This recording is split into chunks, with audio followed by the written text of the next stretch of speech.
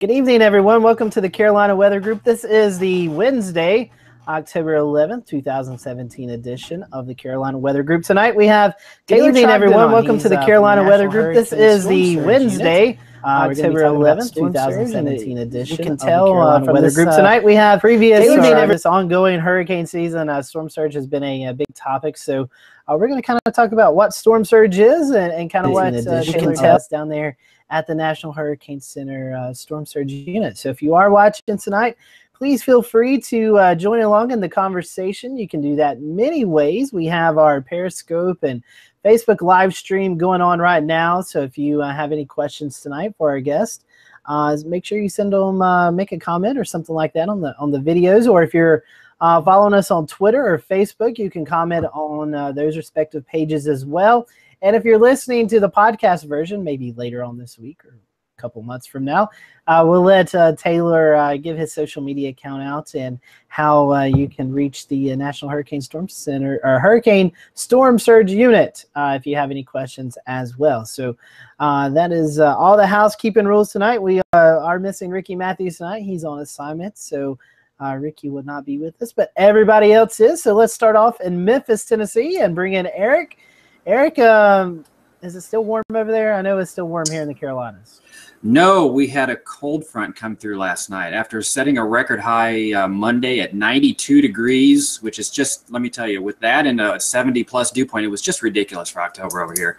But we had a cold front come through last night and actually had some nice low-level stratus that hung around through the morning and kept us in the 50s all morning this morning. I think we topped out around 68 this afternoon, so much more pleasant than the last few days. But systems are transient this time of year, and so unfortunately we're going to be back in the mid-80s, maybe a little bit warmer this weekend, and then wait for the next front to come in. But it seems like every time a front comes in now, we kind of peak at a slightly lower high temperature behind it. So we're getting towards fall, and we're very grateful for that. Geez, those 60s sound cold compared to the 92. The shorts were a little cool this morning out, that's for sure. I bet so. Well, Jared, you have termed this October and August into a term. So tell us how the weather in Charleston's doing and what your new term is. Some fine October weather we're having here. I'm going to put up a little graphic to show you just how nasty this has been. Let me share my screen real quick.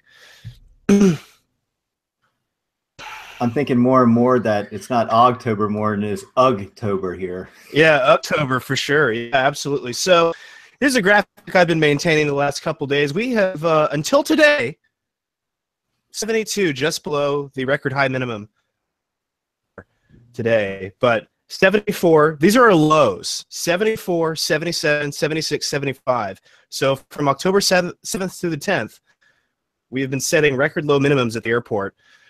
Wake up every morning to a little record event report and fun. I'm, just getting a lot of flack from people right now. Why won't you change this? We're gonna have a little cold front come through. Maybe just take the edge off a little bit. Drop our dew points from 74, 75 to a balmy 69 or 70. But then it looks like we get a little more of a reinforcement next week from a backdoor cold front. Been watching this in the models for a few days. I'm very excited for it. It looks like it's going to happen and finally drop us down into the 70s. But, the long term, looking over the next few weeks or so, that southeast ridge wants to hold on rather tightly. So that's, we're just going to have to just kind of grin and bear it a little bit. Usually October is a really nice time of year. Things really start to settle into fall here, even despite the tropical systems we've been dealing with the last couple of years. But this October, let's just say I am very much looking forward to not having to use that pun much longer. Well, I'm holding Back it to you, Scotty. I'm holding it to you and Shay. I'm coming to the beach next week, or next weekend. So I at least wanted to stay warm until I leave. So looks like James is around. So James Briarton is in the Queen City tonight, and James, you guys in Charlotte have also set some record low temperatures or record low high temperatures. Oh, I was like record low temperatures. Not in this Charlotte. Actually, to play off Jared's point, I never thought that my air conditioner breaking in October would be a problem, but it was. So we had to tech out yesterday because it was like a sauna in here, and so also had some visitors in town this weekend, and I kept telling people it's not normally like Miami here. This is weird. So, yeah. Nice. Yeah. Nothing against Miami, but stepping outside, I was like, this is very Florida-like, and isn't normally the case here. Yeah, it's been very warm. And James, you guys in Charlotte, as well as us here in the Western Carolinas, had to deal with the passing of Nate over the weekend, and that brought some interesting weather down your way and even up here in the foothills. That's right. Jared and I were live on, I guess it was Sunday, with all those tornado warnings out here in the Carolinas, because we were on that eastern side of the storm. And I think it is safe to say, and I don't want to speak for everyone, we all knew the threat, but I think it's safe to say the intensity of that, I think, caught us a lot off guard. So it was very impressive, very devastating, and I think something we will all certainly keep in mind next time, whether it's a hurricane or a tropical depression. Yeah, definitely. Before we get to Shay talking about Ophelia, I kind of want to recap what's happened here in the foothills over the past couple of days in the upstate of South Carolina, since that's where I am coming from tonight. The National Weather Service in Greenville-Spartanburg, as well as the National Weather Service in Columbia, South Carolina, and Blacksburg, Virginia, have been out over the past couple of days doing some damage surveys from the tornadoes. I briefly want to give you what the findings were. Before we go to Shay, we had 2 EF2 tornadoes, one in the Lawrence and Spartanburg County, South Carolina. That tornado was on the ground for 38 miles. An EF2 tornado in Pickens County, South Carolina. That's just to the west of Greenville, downtown Greenville. We had an EF1 tornado in the Newberry County area. That's just outside of Columbia. Then an EF1 tornado in Polk County, North Carolina. EF1 tornado here in Burke County, where I live. EF1 tornado in Caldwell County, where I live too. We're kind of on the border.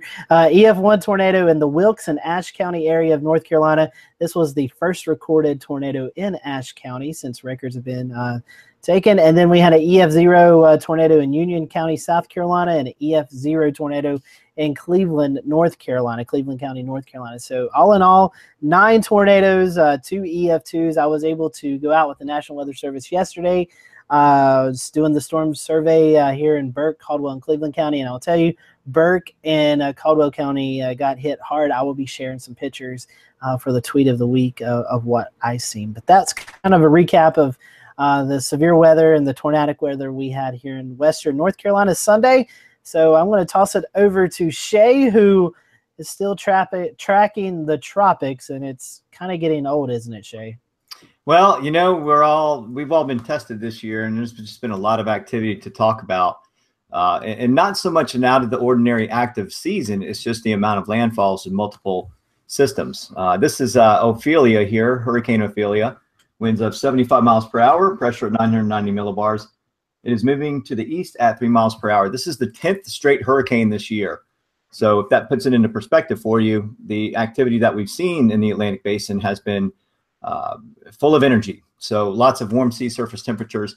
This one just happens to be further east and further north in latitude than normal. In fact, it's the strongest storm of its kind in the month of October on record. That comes from Phil Klotzbach. He's pretty much a guru as far as historical archives and finding out this kind of information, but it's a really unique system. It's going to head to the east, and then if we look at the NHC track for the system, it definitely keeps it as a hurricane through at least 2 p.m. Saturday.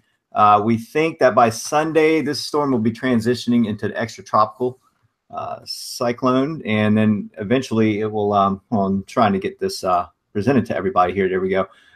It will go extratropical. And Ireland's sort of on the watch for this system because this will bring a lot of wind. This is typically what we would see from a nor'easter off the United States coming from the north and up over across the Norwegian Sea. But now it looks like this system's going to be coming up from the south. So a southerly flow, ramped up southerly flow for Ireland, it looks like in the future. If we look at visible imagery, rainbow imagery, it looks like there was an eye trying to get a little bit more well pronounced today. I don't think the sea surface temperatures are all that favorable for a strong hurricane. It's a very minimal hurricane, Category 1 hurricane right now. But you can see the convection really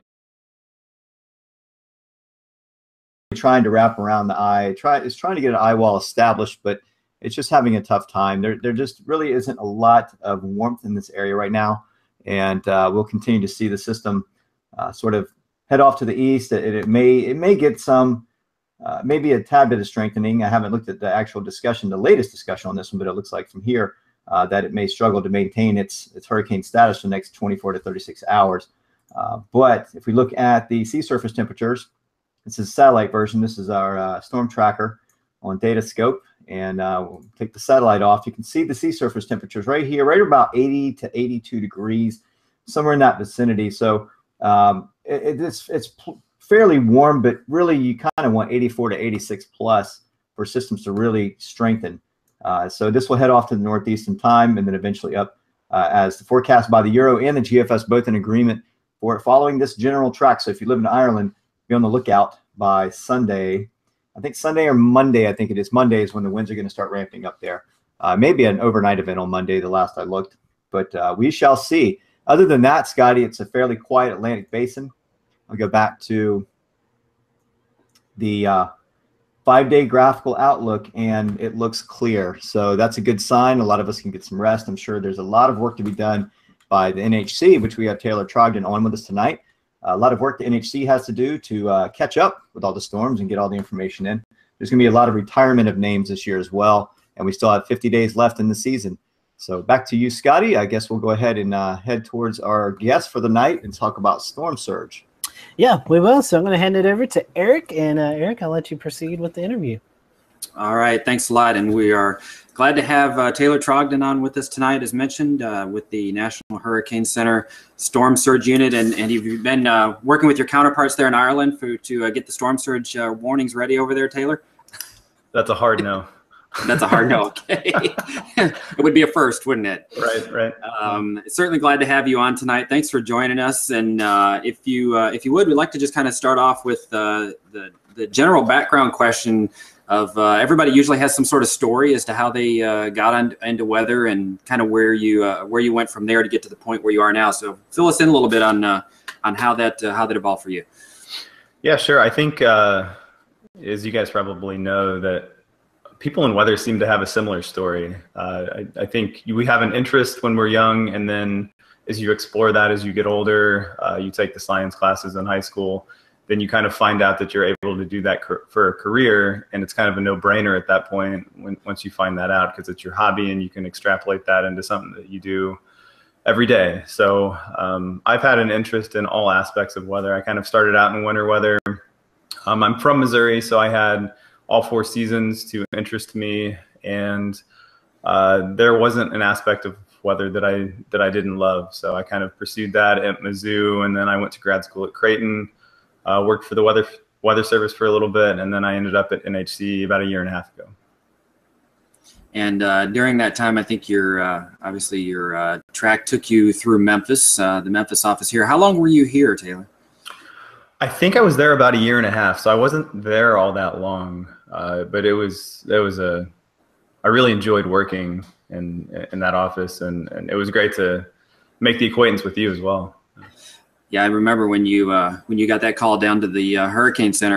It was one of those things you really, I think, were very interested in doing, but you hadn't been here long enough yet, and I think you were kind of starting to get to like this area too, especially with the proximity to Missouri, and you got both seasons here in Memphis while you were here for a year and a half. So yeah, it was a tough challenge because I knew I was going to have to leave the operational side of forecasting, at least, for a full-time job. And we move into that operational mode at the Storm Surge Unit, but at the same time, you kind of lose that day-to-day forecasting, and I really missed that. So the research side, then, that you mentioned, you do have some operational needs down there as well, but most of what you're doing then outside of the actual hurricane season is in the research side, right? Give us a little idea of kind of what it is that you do specifically with the Storm Surge Unit, which I guess is kind of its own little entity down there at the National Hurricane Center. Yeah, we're a pretty small group. You kind of hear Storm Surge and maybe think we're a larger group, but we're really just a couple people. I think 6 in total right now, and including including our team lead. And so we try to accomplish a lot with very little manpower, and it's satisfying, but it's also challenging. So outside of the actual hurricane season, we're mainly a development group. So we will develop things like the potential storm surge flooding graphic, the storm surge watch warning, which went operational this year. All of that back-end work takes place outside of hurricane season. We rarely will do something new within hurricane season. Also included in that, we have this outreach component to what we do. So we'll go around to things like the National Hurricane Conference, any conferences that we can get to expand our outreach and education about storm surge, we will try to do depending on our time and what we're able to do with the resources that we have. But then once we move into hurricane season, we kind of transition into a mostly operational mode. And obviously this year, it's been pretty busy.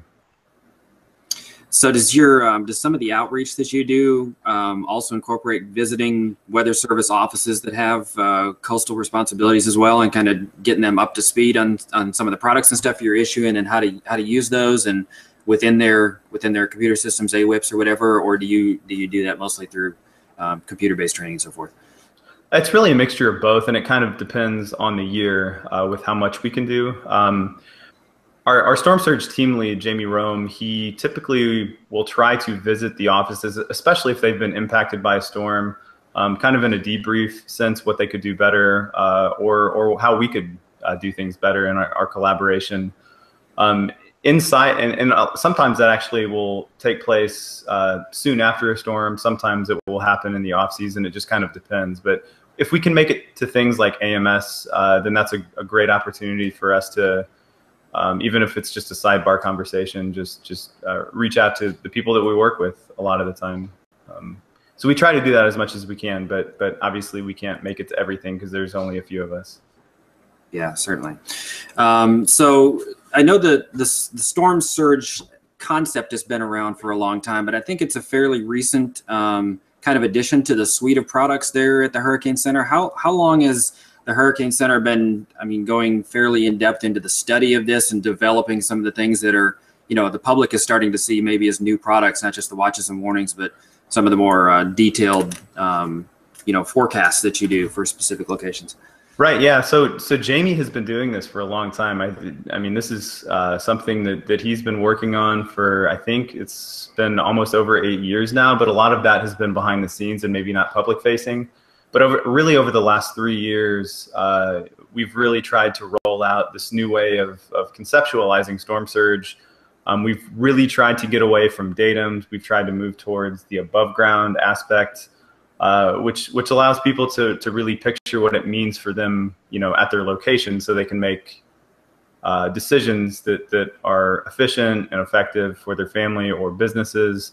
And that also includes emergency managers. We've tried to simplify the entire idea of storm surge down because it was really complicated for a long time. I mean, even when I got to the Storm Surge Unit, there was a huge learning curve for me because I was not tropical. So I had to come down here and kind of pick all of this information up as I was going, and the various datums, the reference levels, it's just not intuitive. I mean, even for a science mind, it's really not intuitive unless you're working with this data consistently. So we've really tried to make it such that if there's a storm, we can provide a few simple products, an action product, a make you take action product, which is the storm surge watch warning, and then the risk analysis, which is the potential storm surge flooding graphic. So they're kind of, they're meant to work with each other. And I think so far we're thinking that they're doing pretty well. Obviously this past season, or the current season, I should say, will be a great judge of that. And we're looking forward to the feedback from these various events that we've had. So for those that aren't quite as familiar with just the storm surge concept, here in Memphis, we don't deal with storm surge. The Mississippi River doesn't really surge with any thunderstorm that comes across. Sure. So we don't have to worry about that. But what is, how does storm surge play into the strength of a storm itself? I mean, does a certain category of storm produce a typical amount of storm surge, or what are the factors that go into how much surge a place is going to get?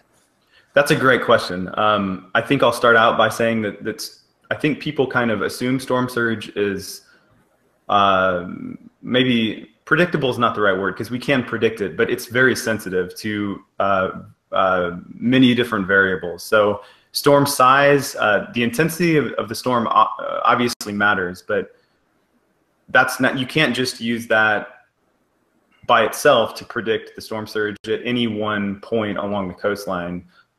Things like the shape of the coast, the bathymetry of the coast, the size of the storm, the physical spatial area of that storm. And the analogy here is that if you drag one finger through a bathtub, how much water are you going to displace?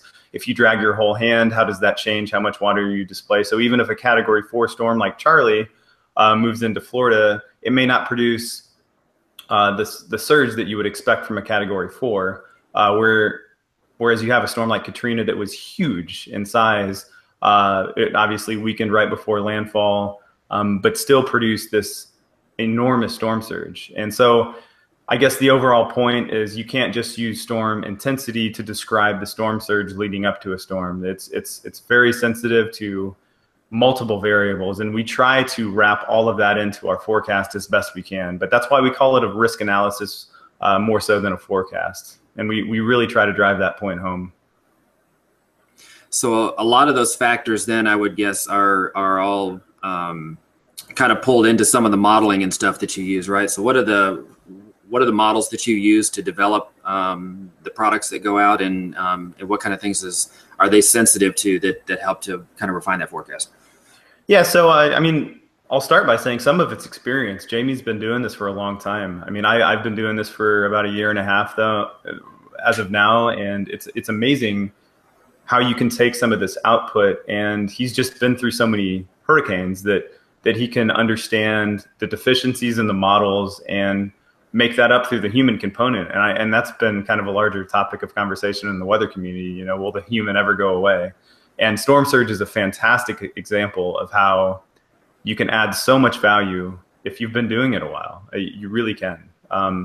But to answer your original question, P-Surge is the official operational model that we use to model storm surge, or SLOSH, I should say. And then P-Surge is the post-processed output from that, and it's publicly available as you're showing right now. And we try to wrap these uncertainties into it, so we do use the 10% exceedance, so there's a 10% chance of a given value of storm surge occurring at an individual point. And that's kind of getting into the nuance of what we do. But that's why we kind of bake that all into the potential storm surge flooding map, so that you can kind of get an idea of the risk envelope for a section of your area of responsibility, or if you're a member of the public, you can kind of understand what you can expect in and around you.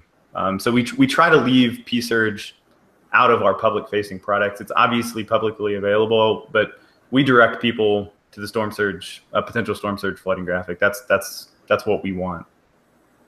And that's the one then that shows for each point along the coastline kind of what to expect as far as how much water above ground level. And I think that's kind of the base unit you're using, right? So I can kind of, whoever's navigating right now, if you go back a page. There you go. So on the top, right there, it says surge overview. There's surge products. If you click on that, scroll down,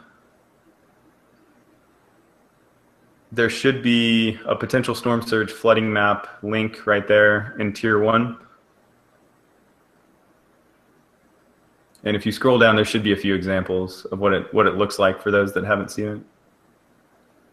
And Taylor, while Shay's pulling that up, maybe for our followers who don't live on the coast or really don't have any coastal experience, exactly what is storm surge? I mean, we in the weather community know what it is and why it's important to warn on, but for those who may not know a lot about tropical weather, what is storm surge and why is it so important that we do watches and warnings on this? Right, yeah, so storm surge is a fairly basic concept. It's just the rise of water associated with the tropical system or extratropical system above the normal tide levels. And there are various components to storm surge that we don't have to break down. But it's important because it accounts for the majority of deaths with tropical system, which was quantified by Ed Rappaport at the Hurricane Center, and it accounts for nearly 50% of the deaths during landfalling tropical cyclones. So it's something. It was a problem that we knew needed to be addressed, and so there was a pretty aggressive approach to try to do that, which is how all of these new products were created, because we knew there was a need for something like this. And Taylor, we have Taylor Trogdon on from the National Hurricane Storm Surge Unit. He's joining us tonight here on the podcast. We do have a viewer question. It's from Craig. He was wanting to know, do you guys anticipate or do you expect to see maybe any plans that you start to issue storm surge watches and warnings for non-tropical systems like nor'easters and things like that? That's something that will be decided down the road. That's not really what we're focused on right now. Obviously, there is water rise associated with nor'easters, but we have ways of managing that right now. So that's something that will be decided by people that are above my pay grade.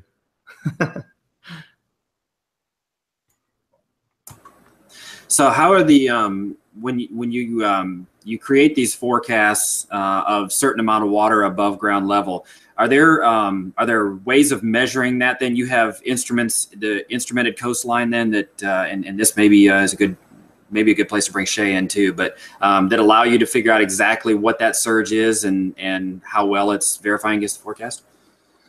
Yeah, we're obviously monitoring the gauge sites that are maintained by NOAA. Those are extremely important to us, but they're also very sparse in coverage. So in all likelihood, you're not capturing that peak surge with any gauge network unless you're just extremely lucky. Much like the radius of maximum winds within a landfalling hurricane, you're not going to sample those. And that's just a challenge of our observational network. And sometimes we have the USGS sometimes deploys these gauges prior to a storm if they're able to. We don't always have that, so we don't rely on it, but a lot of times that can happen. And after the fact, Jamie a lot of the times can go survey and just walk the beach, find seed lines, just like you do for tornado surveys. You pick out these descriptors that can use to estimate above ground level. And so that's kind of how we piece together the larger storm surge footprint after the fact. So Taylor, we're talking about, Scotty brought up a good point with the viewers, like what is the storm surge? You know, I was going to ask about the cooperatives and what they bring to the table to bring additional data, the USGS being one, cooperatives such as universities, anyone else that's able to get readings on the water. But how do you calculate the storm surge? I mean, I know that there's a Saffir-Simpson scale that gives you general winds. But then there's also a storm surge sort of associated with that that's been loosely used because some areas are different than others. How do you sort of calculate what a storm surge is going to be for an area? Well, it's tough. Obviously, before a storm, we look at things like what we call a steric anomaly. So we'll try to understand where the water level is going into a storm. And like on this past event, there was the wave that moved across Miami into the Gulf prior to Nate that elevated the water levels. So we had a higher than normal water level going into the storm. So we try to use that to make sure that we have the initial conditions correct when we're essentially modeling the storm surge down the line.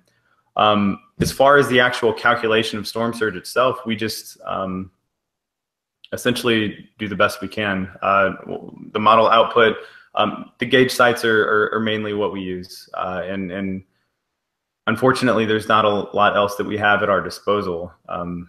We're kind of bound by where we are with the observational network and the modeling capabilities that we have. So we try to back out to the best of our ability what the storm surge was at any given point. So does the National Data Buoy Center factor in a lot of times to what your potential surges may be? And do you think that we have enough coverage of data points in the ocean? Well, theoretically, I'd want as much as you can, or as many as you can. And I think no matter what type of weather you're forecasting for, the more observations that you have, the better your forecast is going to be. And that's where we are. But I think that we could certainly use a denser network of observations. But you're battling, I mean, we went 10 years without a major hurricane. So it's hard sometimes to justify, you know, you need money to do things, right? So without resources and without money, you work within your framework. And so I think that's, if there's something that we do well, I think it's the Storm Surge Unit works well within the available resources to produce what we feel is a pretty cool little product that the public is able to use. And at the end of the storm, we do the best we can with the gauge sites that we do have. And you hope that down the line, the need will be seen by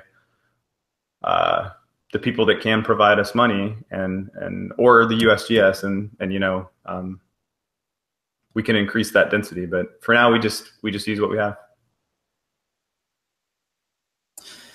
So Taylor, I want to share a picture with you and get your impressions here. So this is reverse surge, and I know this isn't something obviously forecast for trying to figure out the water going out. But how I've seen maybe it's just the prevalence of social media, but how often does something like this prior to a surge happening? Maybe not to this extreme, but how often does reverse surge actually happen ahead of the onslaught of water? Well, I would make the argument that any landfalling cyclone, you would probably have, if you could observe it, some reverse surge or retreat of the water, at least as that storm is moving inland to the left side of that track for every storm. There are certain situations like with Irma where that would just happen to be more pronounced because the longevity of the offshore flow. And that's why surge is so fascinating, because it's so sensitive to the track forecast. I mean, you can have a 5 to 10 mile jog right or left of the official forecast track, and that completely changes your max surge envelope. So this is why we just simply can't get away with a deterministic model run. There's no way that we can do that. That's not something that we're okay with doing. We feel like we do a disservice if we use a single deterministic track to forecast storm surge. Very interesting. It's scary to watch that that kind of thing playing out. I know we saw that in Tampa ahead of was it Irma? They came through, or people were going out on the dry areas, and you're just thinking, my God, I hope that doesn't decide to turn around right at the wrong time, because there's too many people out there. Right. Go ahead, Scott. I was going to say, Taylor, I know the season is ongoing, and you can't comment much on that because all the data is not in. But take us into your office. It's been a pretty active year. I think you said you guys only have 6 full-time dedicated staff to this.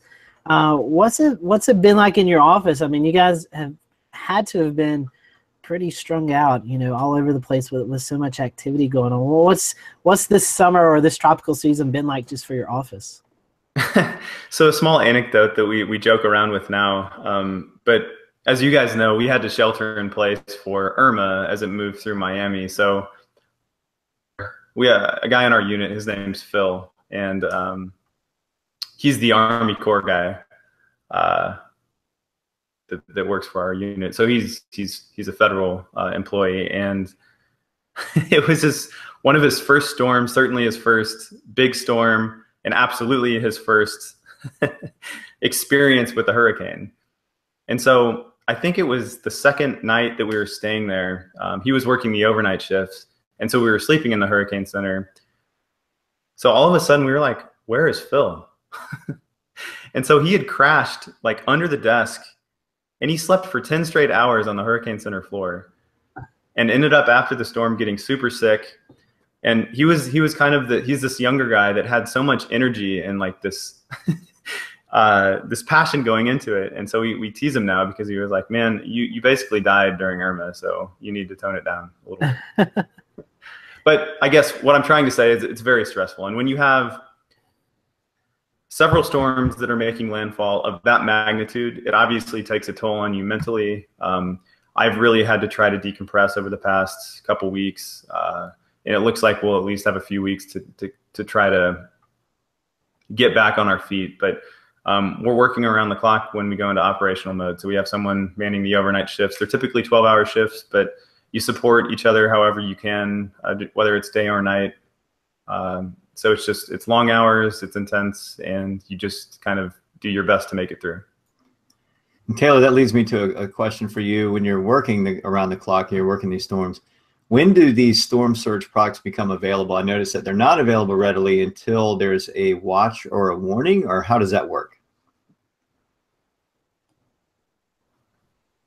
That's right. Did you use me? Yeah, I think audio may have cut off for just a little bit, but did you get a question? Yeah. Give me 1 second here. I think Sure. my computer's about to die. No problem. Well, yeah. Scotty, man. Yeah. We'll tell everybody who may have just be joining in right now. We have Taylor Trogdon on from the National Hurricane Storm Surge Unit, and like we've been talking about, it's his computer may have died there.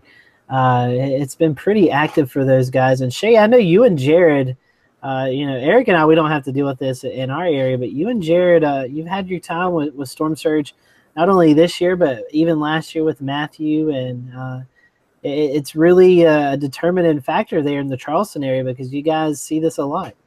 It's really discerning, Scotty, because we learned with Hurricane Hugo just how high that surge can get here. And it fully maxed out at 18 feet plus. We know that. We know that was a full-on Category 4, pushing a wall of water ahead of it. Even along the coastal shelf, where it's shallower, where you would think that storm surge comes down, it actually didn't really help. I mean, I'm sure it helped on some sense, but you don't really know until you see the full impact of something of that magnitude. So you can't write it off. Just because maybe you had a 3-foot surge or a 6-foot surge during Matthew doesn't mean that we can't see an 18-foot surge again. I mean, it's just per storm. Every storm is different. And that's one thing folks got to remember is that one Category 4 is not going to be the same as another Category 4. And the direction it's coming from matters. Very distinct directions. If it's coming from the south, it has different properties. Coming in from right off the ocean, probably a more powerful system. It's all, I think this is a huge learning curve for a lot of us as we go along. We're learning more and more about these systems, which way they come from, and what your vertical and your horizontal grid is like when they're coming up with these SLOSH products. And it sort of gets real sciencey, but the GFS has been doing okay. I think our ET Surge, and Jared may agree, watching some of these observations, that the ET Surge models did pretty well. They kind of blew up and scared us a bit for Wilma, but then they kind of fell right in line. They were pretty dang close to what exactly happened along our coast, even 400 miles away from the center. And Jared, you and Shay, you guys have this saying, well, we all have this saying in the weather industry, you run from the water and hide from the wind. And this is basically, you're running not from the rainfall, but if you live on the coast, you're running from the storm surge. Oh, yeah, absolutely. And, and it's not just, in the coast itself.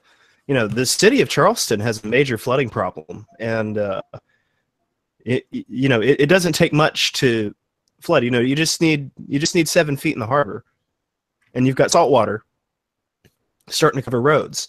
And so when you start getting that 8-9 foot tide, as we've had 9-foot tides now for the last 2 years with Matthew and Irma, enough. And then you get the rain involved. But then you push the surge more inland. And so you have to drive 20, 30, 40, 50 miles inland to get away from all of that. I was seeing pictures from, my neck of the woods. I live, about 15, 20 miles inland. And there are people just down the road, maybe not a mile from me, just completely inundated with surge. So, the rainfall certainly is no good, as we learned from Joaquin. And, that far past, we even had a little storm surge from that, with the strong onshore flow for days. So, we really, really are vulnerable to that here. And I know in Miami, I mean, good grief, Taylor, I'm sure you know all about that down there. I mean, watching Sidell down there in Miami is just roads that, you know, that I don't think people expected flooded. So. Yeah, definitely. And I think, you know, the biggest surge that we seen was in the Florida Keys. And I remember seeing, I can't remember the particular island, but it was like a home that was, I think it was 15 feet, 16 feet off the ground. And, you know, the water was lapping at the bottom, you know, of the stilts or at the bottom of the base of the house. So it's something definitely you don't want to mess with. And I think we have Taylor back now. So, Shay, I think you was asking a question, so I'll let you go ahead as we near the 9 o'clock hour. Yeah, I think that's why I don't do broadcast and TV and radio. No, yeah, you're fine. Yeah, we can hear you. We can definitely hear you now. I think I asked my question was on when the storm surge, these updates are issued, and when the storm surge becomes active. So if I'm a viewer and I'm going to come to the NHC and there's a storm brewing, when do I see my first storm surge product? P-Surge becomes operational as within 48 hours from landfall. So beyond that 48-hour time frame, we refer people to our products that they're called meows, maximum envelopes of water, that they can kind of, it'll look similar to something like the potential inundation graphic, but it's more of a conceptual view instead of an operational model run. But you can really glean a lot from risk factors for any given location, you know, towards your 60 and 72 hour time frame. So P-Surge becomes operational at that 48-hour mark. And one more from me. What do you consider a life-threatening surge risk? That's a great question. So we consider life-threatening to be 3 feet or greater above ground level. Very good, guys. Any questions? Yeah, I wanted to jump in a little bit, talk about the Storm Surge Watch and Warning product. And last year that it was experimental, transition to operational this year. Taylor, I don't know if you can lend any insight on this, but I'd love to know how this the transition to operational went for y'all and some of the feedback that you've gotten about the product. Yeah, we last year we had the experimental period, so we gained some of the feedback and tried to incorporate some of that into the watch warning framework. But really, the whole product is meant just like a tornado warning. It's meant is a take action type of product. So we can help emergency managers make decisions with that product. If you know we need an evacuation, or if they're needing an evacuation to occur, they can look towards something like the Storm Surge Watch Warning and say, hey, there's a storm surge warning that's in effect for this location. These people should probably evacuate. But it's been fairly smooth. I mean, there are obviously innate challenges with rolling out a product like that. But for the most part, I think it's accomplished what we've set out to accomplish. But I don't think we want to make any decisions on that until we kind of move through a hurricane season like this one. I think after this year, once we sort through all of the data, look at the comments that we have that we've received from emergency managers and members of the public, we can begin to move down that road of kind of that introspective look at what we do in the product itself. Now, one last thing, what's the best way for the public to receive these warnings? We're obviously pushing that to our webpage. It should alert your NOAA weather radio. Those are all very valid options. And obviously, I've seen the media has done a really great job with using both the potential storm surge flooding graphic along with the watch warning. And any of those mediums, whatever your preferred method of receiving that information is, we're happy with. And Taylor, we're a little bit past 9 o'clock here, so we'll start to wrap up. One thing I wanted to ask you, and we asked this a lot of our guests, you know, this is a fairly new unit that you guys are working on. As we look in the next couple of years, 3-5 years down the road, what do you expect from the Storm Surge Unit? What are your expectations, or what do you think will come to fruition as you guys really start to hone in on this now that you've got one active season behind you? You know, I think for the most part, that remains to be seen. We obviously have internal ideas. The great thing about busy seasons is that they allow you to be creative. They allow you to think about ways that you can get better. And so I think in this downtime, especially after the season, we'll really start to think about things that we want to pursue, how we can pursue them. A lot of what we do is tied to the financials that we have coming in, and all of that has yet to be determined. So I think our overall goal is to push the entire science forward, and whatever that looks like down the road is kind of the path that we'll choose to do. But I'm sure we'll continue to be aggressive in how we attack it, and it's been fun working for a unit that's really trying to push the enterprise forward. Last question. Are you ready for some rest? Yes, very much so. Well, Taylor, we appreciate you joining us tonight. If you want to, how can our followers, maybe on Twitter and who's listening to our podcast later on, what are some good ways that we can follow your products? I know we've been pushing the website. Is there anything else that we can follow or to get this information? Yeah, sure. The website is always preferred, but if you're social media savvy, then certainly use the NHC Surge account, the NHC Atlantic account, and also the official National Hurricane Center account, which is just at NHC. Those are all very great options, especially during a storm. The Surge account is mainly used during active storms. So if you're looking for active, like within an active situation, then I would certainly refer you to the Surge Twitter account. Awesome. Well, we appreciate you coming on tonight. Stick around if you want to. We're going to do our tweets of the week. So if you want to participate and find something on Twitter that maybe fascinated you over the past week, go ahead. Okay. We'll start with our other panelists. Does anybody have theirs up? I'm good. All right, Jared, I'll let you start then, and we'll go through and do our tweets of the week. All right, so this one comes to us tonight from Jonesboro, Arkansas. Ryan Vaughn, Chief Meteorologist at Region 8 News. A really cool illustration of an inversion. And so he's got a smoke plume here from a fire, just a little field fire here, and you can see how it's rising, rising, rising, and then just caps off as it hits that layer of warm air aloft. And usually when we're showing these, we show these on really on SQT graph charts that might look a little overwhelming to you, but this is a really great illustration of that inversion and why it is smokier at night than during the day, because that elevated mixed layer starts to, not the elevated mixed layer, the boundary layer will start to mix out and decouple, and you get some gnarly smoke if you have those fires raging late that night. So there you go. That's pretty neat there, Jared. We get those in, here in Charleston with the sea breeze. You see that happen, and it gets wrapped up into the circulation, and what could be a fire inland ends up getting wrapped all the way out into the ocean and back into the coastline. So, yeah, we see that quite a bit here. All right. Anybody else? I'll go ahead, share. All right. Had a strong storm over Europe in the last week or so, and I've got a screen share here of an A380, one of the biggest airplanes, commercial airplanes out there that are carrying passengers, trying to land in crosswinds. So keep an eye on this guy. Oh, why is it blurry? There it goes.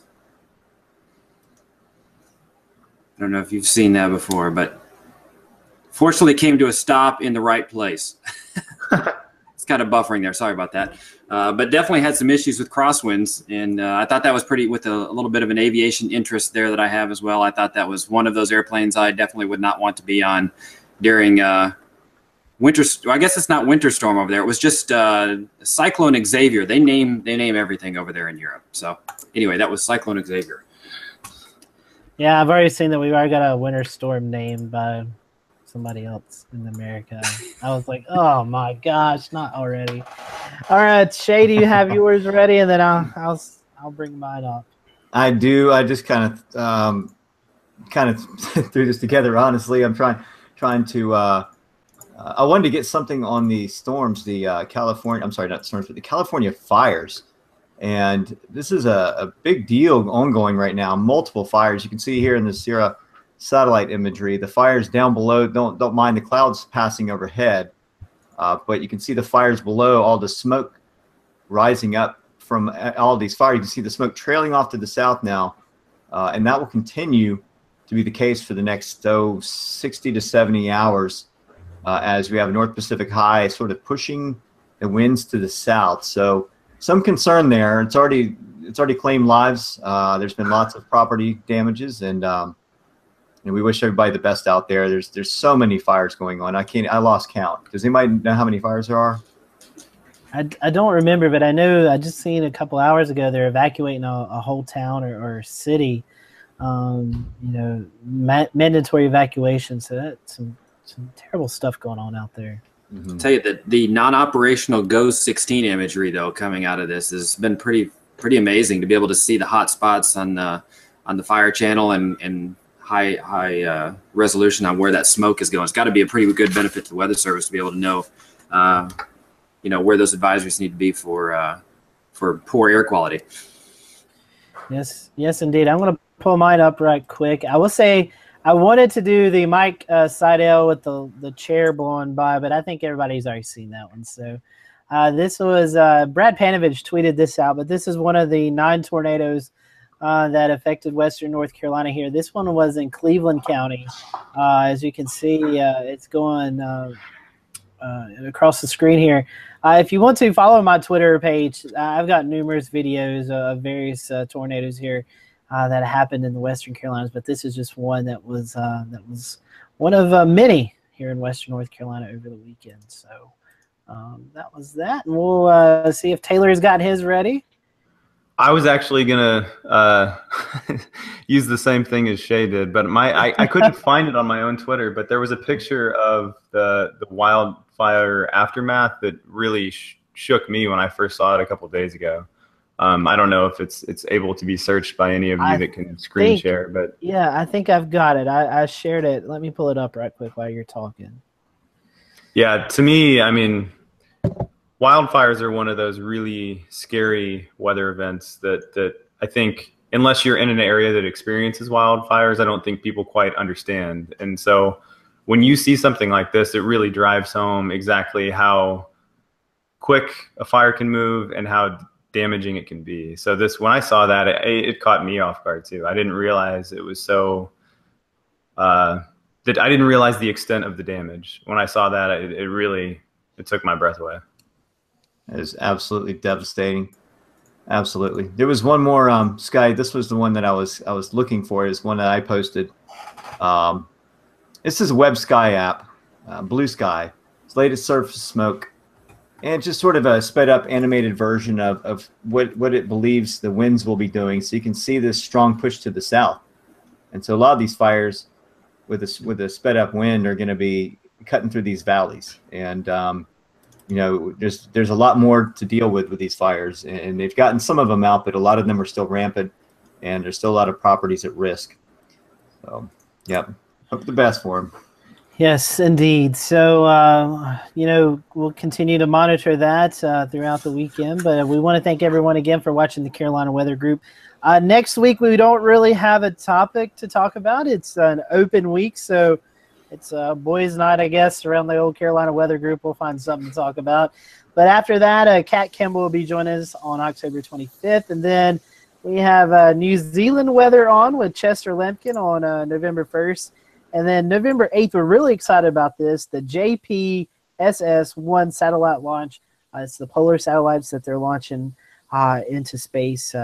We're going to be talking to those folks about what we can expect out of that as well. So that's the next couple of weeks here on the Carolina Weather Group. As always, any suggestions, any topic, or any particular person you would like for us to bring on the show, we're always open to those suggestions, so send them our way. Also, make sure you share us, our Facebook and Twitter pages, like us on iTunes and Stitcher and all that other good stuff.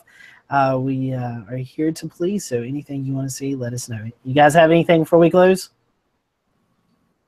All right, then. Everybody have a great weekend, and we'll see you back here next Wednesday night for the Carolina Weather Group.